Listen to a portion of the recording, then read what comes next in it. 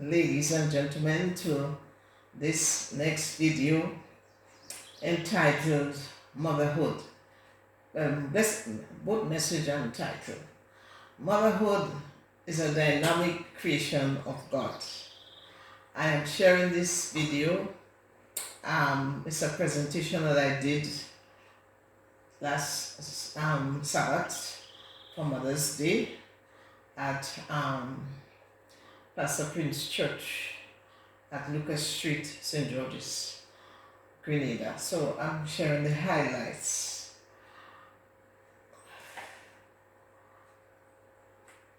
So let's first look at the definition of motherhood. According to Oxford Languages, taken from bin.com, motherhood is the state or condition of being a woman. And then we have the qualities considered to be natural or characteristics of a woman. And so let's look now at the analysis of the definitions. We have the state or condition of being a woman. And I want you to listen very carefully because there is a quiz following this one. So the state or condition of being a woman is basically biological. So we're looking at one, menstruation. All right, a woman has a monthly period. You have her fertile eggs is released from the fallopian tube and deposited into the womb or the uterus of blood, which flows through the vagina for a period of painful days. So women menstruate. And then we have women both bear children. All right, in womanhood, bear children. So when you think of that, and then we have the growth and development period, where we have the development of armpit and pubic hairs and enlargement of the breasts, shaped hips and bottoms, and you have generally more fatty tissues for warmth relations, and that's the only best way I can put it. And women generally have high-pitched voices. So now we have a quiz. See if we can match these four areas that we just had there: menstruation, women bearing children, and basic growth and development, and then we have the high-pitched voice. So the quiz, we are going to identify each biological state shown from slides A to D. So the first one, which one you think this one is? All right. Well, what you say? Menstruation. Or why you say that? Okay, because she's big and you see the hips and so on. Well, let's see, all right? If we are correct, let's see, and then we'll go back. Then we have B. Which one do you call this one? Oh, you change your mind. All right. So, okay. So you say this one is okay, this one is menstruation. All right, you're correct. And then we have, which one is this one? C. Right, women bear children. Okay, nice. All right. So what we see the baby in the womb there developing. Okay. All right. And on the two sides we have the fallopian tube. Okay, and then we have the ovaries where eggs are usually developed. So when there is no baby in the womb, the menstruation will take place and the blood will just flow out. Alright? But when there is baby, there is no menstruation. Alright, next one. What do you say? Yes, high pitch, yes. High pitch generally. So the one can stand it. Yes, high pitch. Alright, so women are generally high pitched. There are women who can sing bass and talk bass. But generally women are high pitched. Okay, that's natural biology. Okay, so that was the biological. Let's move on now to the characteristics or natural characteristics. And we are basically will be talking more of the psychological state. Alright. So Linda Fields, this psychotherapist, has written in a book called Self-Esteem for Women. Alright, these inner male and female energies that are found both among the male and female. So both man and woman has the same thing. So in Genesis 2:18, 21 to 24, we saw that God took the rib and made the woman out from the man, like with the rib, So they both have the similar genetic makeup and psychological. What is so the nature, the biological nature does not change. Alright. What changes or what can be impacted is really the operations, which is basically the psychological, how you think and perceive and so on, based on your environment and so forth. So we have here, starting from the inner female, we have emotional nature, we have intuitive nature, and we have visionary, alright, being able to see, having foresight. We have instinctive, just act it out. We have nurturing, that is caring, alright, and that's the warmth, that you get, nice, warm, caring, and also that has to do with food and so on, nutrition, the general care. Sensitive, alright, sensitive. Internalizing, alright, not speaking out, not speaking too much, but figuring the things out from inside, alright, figuring it out from inside, internalizing. Spiritual, we can see it better here, bigger,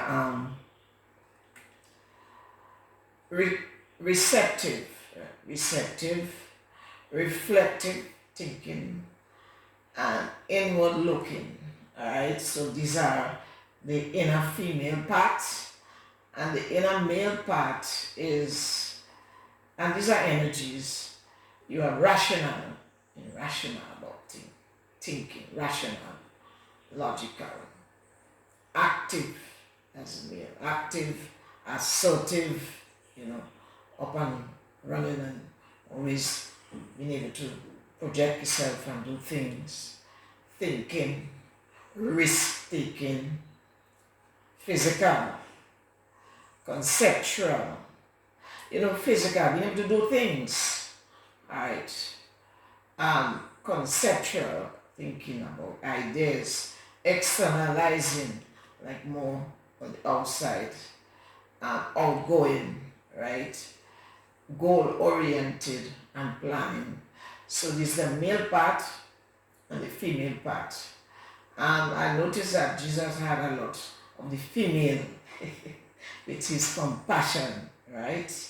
So what you find happening is that depend on your training, your early training, and things that you pick from the society, as well as how you perceive things about yourself and your experiences and challenges that you have to meet in life.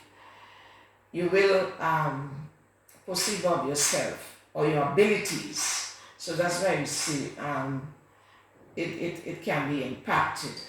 All right. So when the need arises, people can change or rise up to situation because the energies are inside of them. They can tap it. All right. And this is if you have a video, my video, to be or not to be in COVID. This is video here. To be or not to be in COVID, and that one. There are two, and you will see. You can get more on that. All right, and studies have shown, that's adolescent studies, show that women consider themselves to be more social, while men consider themselves to be more idealistic and selfish. And that was a bit way back, and one could have agreed and disagreed, and quite obviously there was a large bit of discussion on this one, especially coming from the men. All right, but keeping in line with the women, there's a question here, and we need to bridge to move on. What kinds of problems can develop when women are too social? All right, and you see certain societies have developed that aspect in women by concentrating and de-emphasizing. So what problems can develop when women are too social? And here now I'm going to bring you some of the responses or highlights from the discussion. Some said that when women are too social, they spend too much time outside of the house where their presence is needed, and they can end up with some problems. More women are more open to temptation when they are too social. All right, yes, and persons tend to abuse kindness, and I am a victim of that. I know that very well. Yes, you're too kind, and people just take you for granted. And then they gossip, women gossip too much when they are too social. I guess it's connected to spending too much time. But it doesn't mean that no, these days the phone, is taking place of the outside. So you can substitute the technology for the outside because they're speaking on the phone. So you can gossip too much. All right. And when you're too social, you can be perceived, judged, and responded to incorrectly. All right, and I know a lot about this one. And you also have both internal and external circumstances. I guess this can be referred to by both inside as well as outside. Children, the household can perceive you one way when and judge you and respond incorrectly. And I've seen some of these things in movies, where people sacrifice themselves too much inside of the house, and they actually on the verge of sickness, and it cannot even be seen because mommy is taken for granted, or daddy is taken for granted, or whoever that kind person is taken for granted. Right, and so the same can happen on the outside as well as on the inside. So now let's look at some responses from the interview, because that is a topic I did not develop on my own. I used WhatsApp to ask questions. And so we have some of the responses coming in. This was the question I asked. What are some areas you will highlight when you think of womanhood? So we have coming in from Lynn on May 15. This was one that was added after the presentation. When you think about womanhood, you think of honor. She thinks of honor. Woman is the greatest of God's creation. And she thinks of value, the reason for continuity in every generation. The reason for continuity in every generation, without which there is no procreation. So that's the value of women as a bridging the generation from one to the next, with that same ability to bear the children. That's the one she's speaking about. So that value of womanhood and strength. See, women have long endurance, and that is ready to that element of the internalizing and things like that, not speaking it out, walking it out, and those feminine characteristics. Beauty, woman is comely in all parts. So that is what Lynn thinks, okay? And so on every slide there was discussion on it, but we are going to move on to Joan. The 6th of May, 2023. Joan said good morning. And when she thinks of motherhood, she thinks of confidence or self-esteem. And her advice, whether you are a housewife or a professional, you should feel good about yourself and your role or contribution, okay? She thinks of improvement. Always strive to improve yourself as a person and what you do.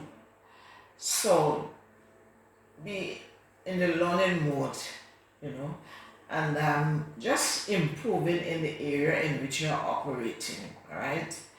Whether it's the reading of a book or taking a class or just that attitude of improving, not just staying in one mode. Self-care.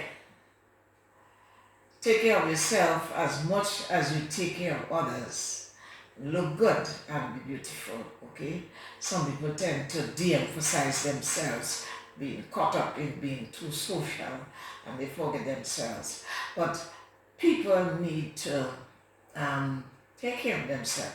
There's always say, if you get sick, you cannot be of value. Your health is at stake. So in order you have to be well to be functioning good, okay? And so you must put aside time for yourself. Make that time and let people know it, all right? And don't just have everybody just, digging from this well, all day. There's a saying that says, every day the bucket go to the well, one day the bottom will come out. So you take time off and have time for yourself, all right? And be strong, but ask for help when you need, okay? The only superwoman is the one who relies on a super God. So that is Joan, okay? And discussion on this went well as also. And Maggie coming in on the 6th of May. When Maggie thinks of womanhood, she thinks of empowerment. Now, Maggie is a very deep thinker, and we had to read into some of what she had to say. A lot of interesting discussions came out, and she said that womanhood finds empowerment only in godliness. So we realized that this was not just, say, a woman believing God, but you're talking about the deep values. I think there's some place in Proverbs talking about finding a good woman. And the general, it's like that godliness is speaking more to a culture where you will be able to dig into the well, and like there's a song, I think, spring up a well and give to me God's love abundantly, that ever constant flowing source that will empower you or give you this zest to continue to move on, right? So it's not just a belief in God by word, but a culture, right? Woman finds empowerment in godliness, right? And then this one, she thinks about fulfillment, and in her reference to fulfillment, she's saying that womanhood finds fulfillment as it honors the role and authenticity of manhood. Now, this one is very traditional, springing way back from the Genesis curse. And in one way have contributed to a lot of the current problems when it is misunderstood.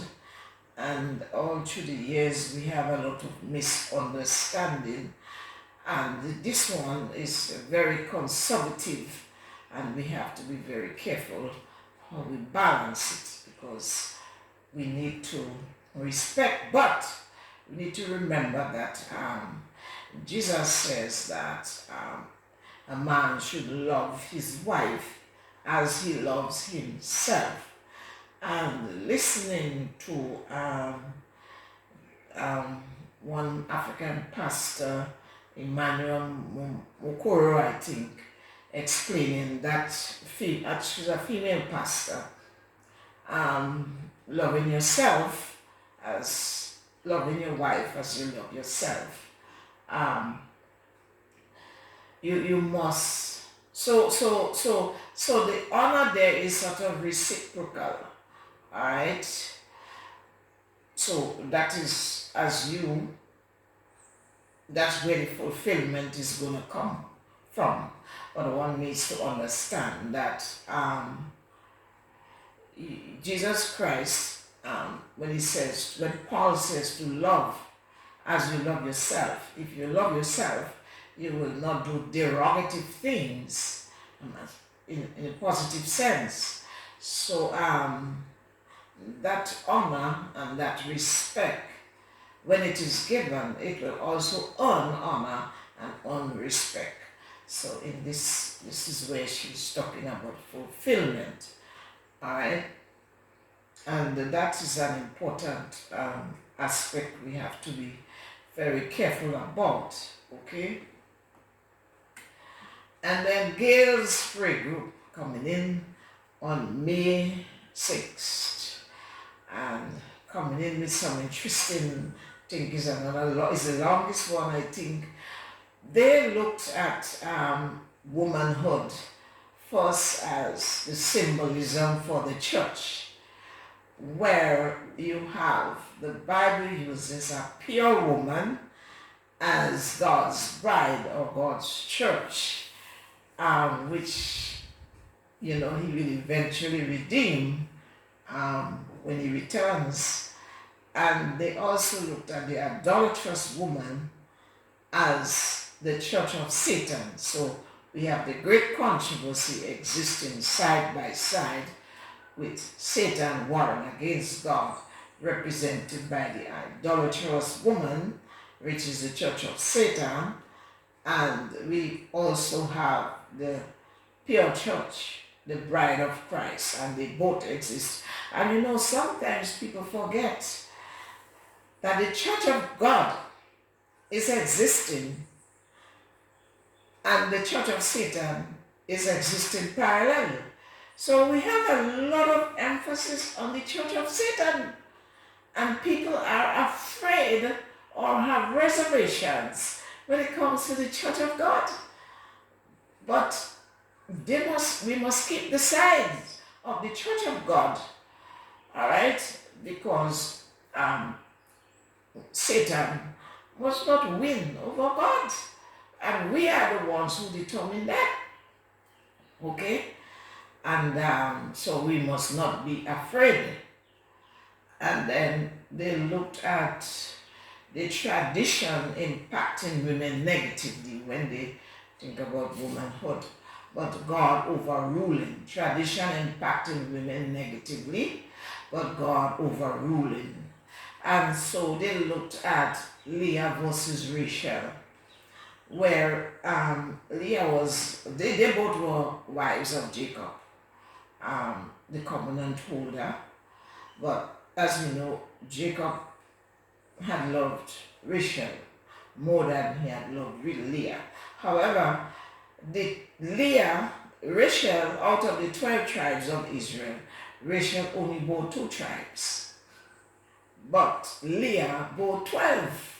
So they're looking at, this is how the tradition impacted woman, because Leah was out of favor. Nonetheless, God overruled, and Leah's womb bare more, right, than Rachel.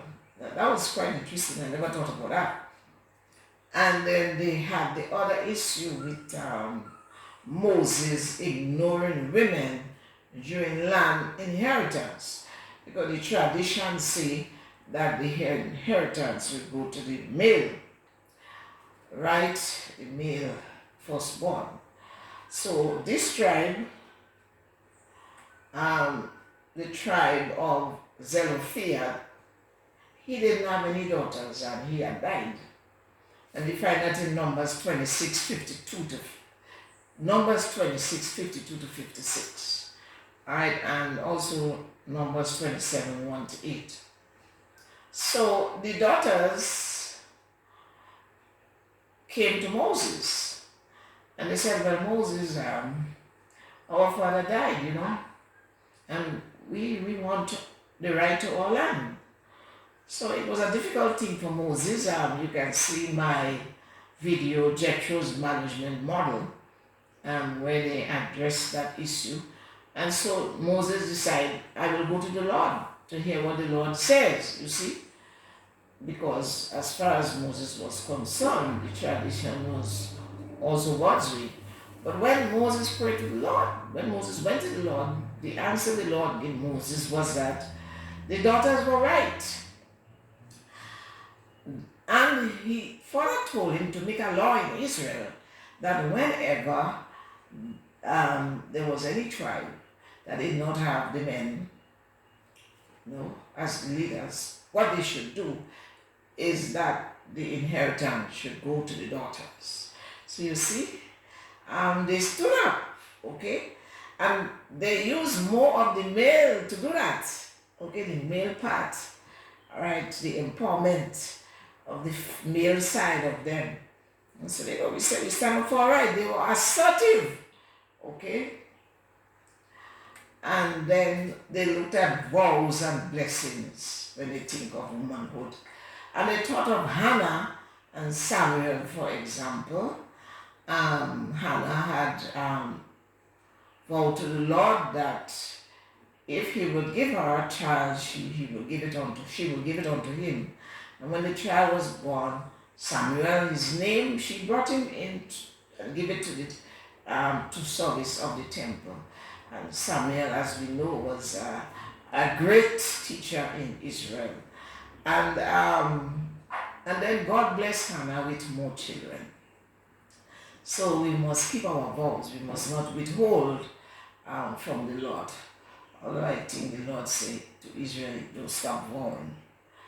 And then they also taught about the young girls going into womanhood, and that what to expect, and that's an education need. There was very long discussion on that one, all right, and even things came out concerning the men as well, all right, going into manhood, and they looked at middle age and approaching menopause, all right, the apprehension of the unknown, and some manifestations um, of unknown health issues and diseases, and that again was quite interesting, bringing out educational needs, because most of the times they don't tell us anything much about that. I could remember once doing a course in Alzheimer's, I think. Alzheimer's, right. And there was a lot of manifestation of illnesses that came out when in one's 40s that never showed any signs of anything before. And one of the things coming out from the group is that some people used to get mad before concerning this matter of menopause, but they don't know, alright? So these are some of the issues, alright? And they also talked about communication. Never be a people pleaser, they say. Never be a people pleaser. I don't just do things to please people, or yes person. Do not agree with everything. I think the psychologist also counsels that you must not believe everything, but leave space or room for things like disappointment and so on. But they say you must ask questions. Okay, so we must take up the assertive side, or must ask questions, we have to more extrovert, ask questions, and don't make excuses for people, all right? And that is pulling more on the female side, Do not make excuses for people, all right? Be you. Before we go, that will also contribute, making excuses, but contribute to situations of abuse, all right, where you're being too kind, being too hearty, and being too understanding, and you can run into difficulty as a result of making too many excuses for people. They ride on you, take advantage of you, all right? Be you. Have a voice, speak out and speak up. So they are concentrating on the most of these advice is more on the male side of you taking possession of yourself, all right, and empowering, hope and empowerment. Do not be afraid to start over, all right. Very important when you think of women, and maybe all the different challenges and pitfalls that you get into. Do not be afraid to start over. There is a saying, and I was very glad about it, that life begins at 40. So you have an opportunity to keep trying. Alright? And then we have other areas now from experience and observation that came out as a result of the interview. For example, womanhood. This one is negative, but we just flat speaking, open on the floor for the discussion. Married women feeling threatened by single women. And this is something that's just. Then we have personal and senior working women, professional and senior working women feeling threatened by gifted women. All right, and interestingly, the men had a lot of things to say on these two, coming out, it was an interesting discussion. Grooming, all right, what women do is natural rhythm. What women do is natural rhythm. It's like a beat inside of you. And so trying to legislate, it invokes tension. Alright, and you hear a lot of time people that this issue on dress, it comes into that bracket there, creates a lot of tension. Alright, so remember that. What women do is natural rhythm, and legislating behavior, that kind of grooming, could invoke a lot of tension. Right? So you look at nature for symphony and harmony, or how things blend nicely, take vibes from the Holy Spirit. It's very important. And ask God about things. You want to know if you dress right, you stand in your mirror, you ask God about it. Alright? And you learn to develop that rapport. Rather than, just leave people alone. Teach them about the role of the Holy Spirit in your life, and let them develop that kind of interpersonal relation with the Holy Spirit of God, who teaches and guides and counsels. All right? And then we have the area of repression of abilities and gifts and talents due to abuse and lack of value placed on oneself. Alright, you see the woman inside the fridge, alright, and that cold concept idea. Well, it's like, okay, and it is a result of the behavior of the men, repression, how they are treated. So you find, for example, some cultures on a whole is like that, and sometimes you don't have it in a whole culture, because you have it as an individual. Alright, so the men may say they work very hard to catch the woman because they play all these games, and then after now, when they catch, quote unquote, they want to hold you down, so they put you in the fridge.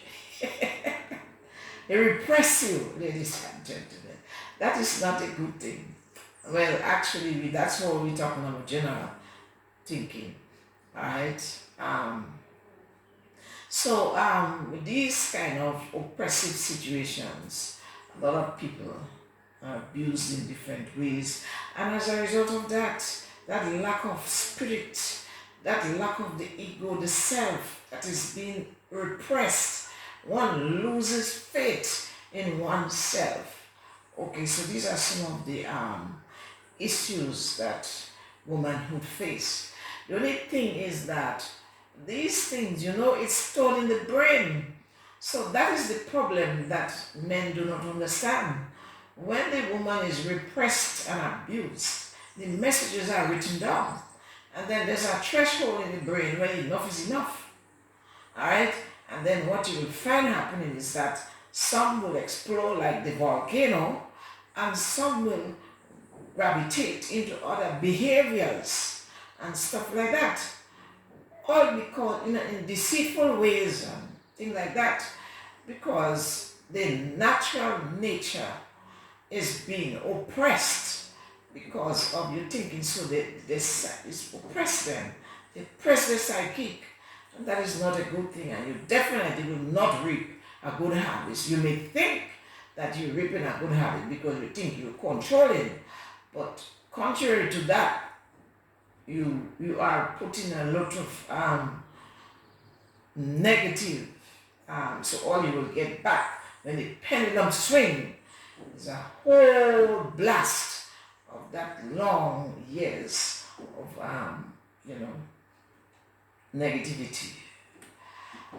So also we have personal experience with God is an anchor for women in trouble. So that's another point coming from the prayer group. Personal experience with God is an anchor for women in trouble, right? they endure much without the false security of the bottle.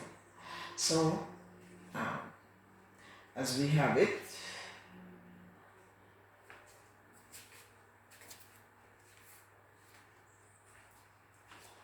I was looking for it, but I have it right here. Okay, women endure much without the false security of the bottle. All right. They find solace in God as a friend, as a brother, as a husband, as a problem solver. You know, Jesus, the goal, the big brother. There is nothing that he's not willing to address. Alright? So instead of going the traditional way of drinking and drugs, we cast our cares, as Matthew 6:25-33 says. Cast your cares, Jesus said, upon me. So we take time off, right? Take time off for yourself and develop that inner strength that you need, all right? So then you will be able to empower yourself and move on. All right. And then women do not let a ship sink. All right, let a ship sink. They rise up in moments of challenge. All right, and they won't let things just go. Let go ropes. They tend to, you see that element of internalizing and working things out. So they act with shrewdness. For example, we have Jael and Sisera in the battle in the Bible. Sisera was fleeing from Israel in battle.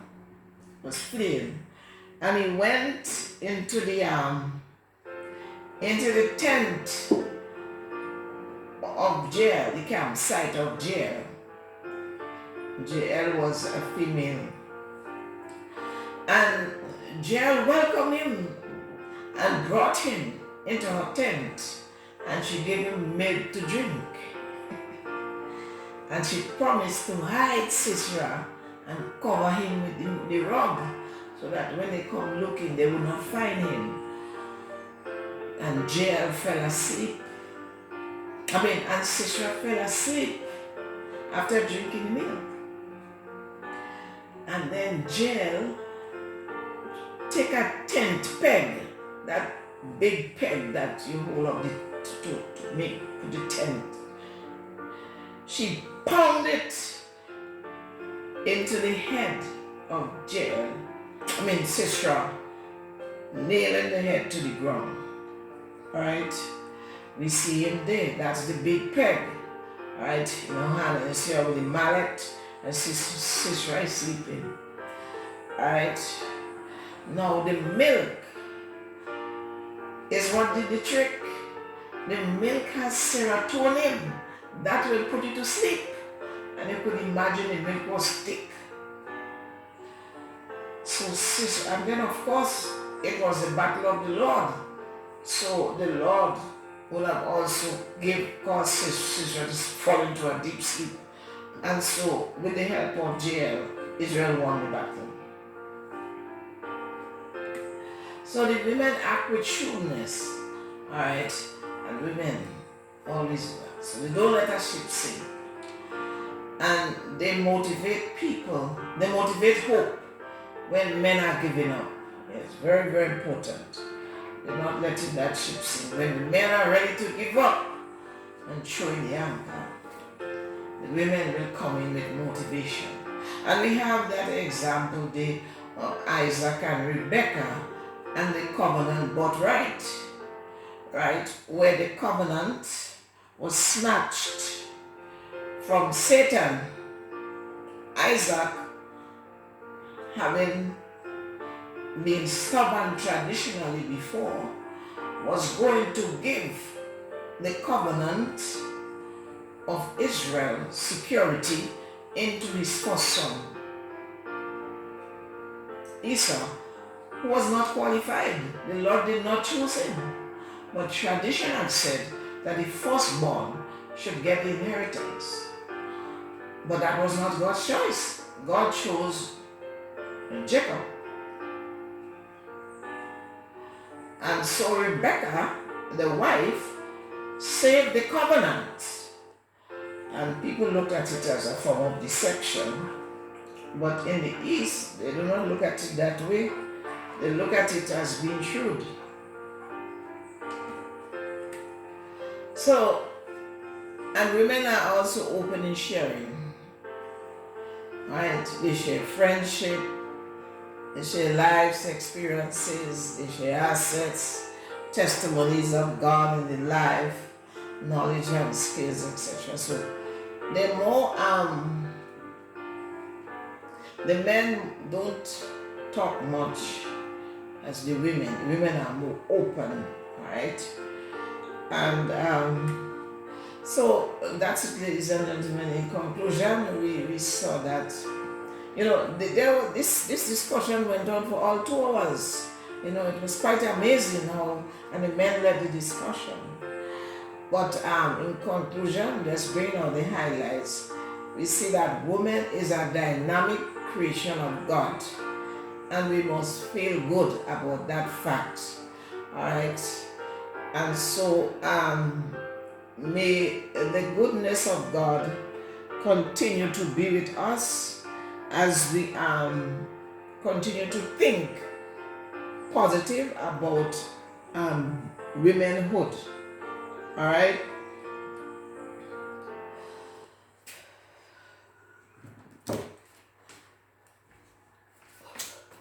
Okay, so